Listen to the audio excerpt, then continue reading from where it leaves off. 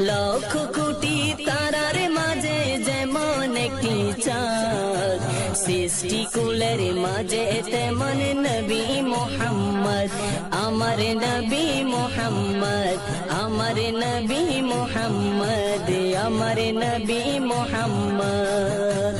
আল্লাহ নিজের নূর হতে সিজেলো তারে, হাজার কোটি বছর ছিল নূরের সাগরে, ছিল নূরের সাগরে, ছিল নূরের সাগরে।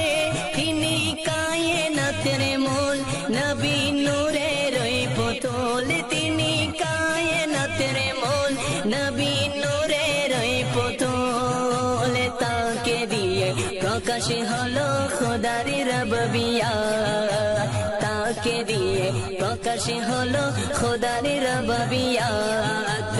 লক্ষ